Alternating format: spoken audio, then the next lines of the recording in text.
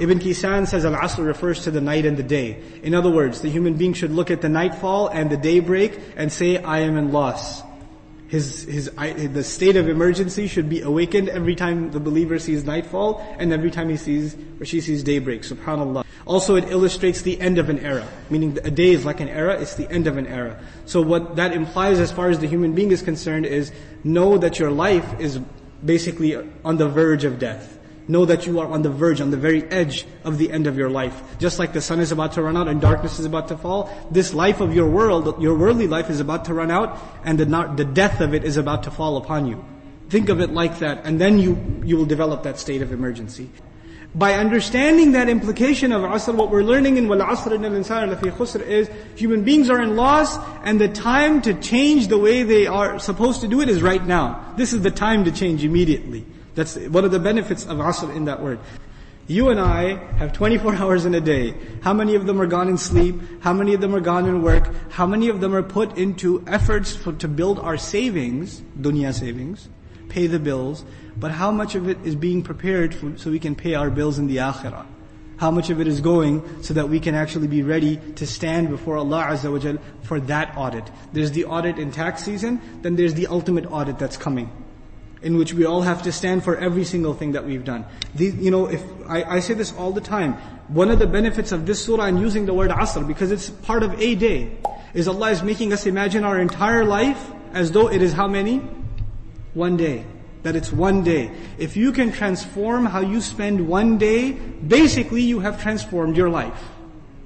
Because you know this already. Many of you work full-time or are students full-time or, do you take care of the home full-time?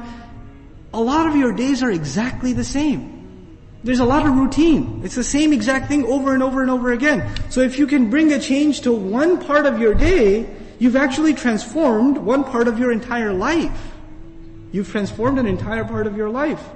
And that the time to make that change is running out. And my personal advice to you, this is not part of tafsir, just personal advice, we make changes to ourselves in Ramadan. We make those changes. We make changes for Eid. We make changes, or break from our schedule on special occasions, at the death of a family member. We make changes on these kinds of special occasions, at the birth of a child, etc., etc. But then we go back to the routine. We go back to our old ways. Why do we go back to our old ways? Because we don't see the sense of urgency. You see, you don't say, man, I used to go to work on time at 9 o'clock, and I was doing that for a while, but then I just, got lazy and, now I go at 10 o'clock, 11 o'clock. You won't do that because you know you're going to get fired. You know there's a sense of urgency, you have to be there. And the fact that you have convinced yourself that there's an absolute sense of urgency, you have no choice but to be there on time every day, you have no choice in the matter, it automatically made your consistency easy for you. It didn't make it hard anymore. You just have to do it, you don't think twice about it. Somebody says to you, how do you do it, man? I just gotta do it. I don't think about it, I just do it. That's it. Now if we really, really believed, like we believe we will lose our job when we don't show up on time, right?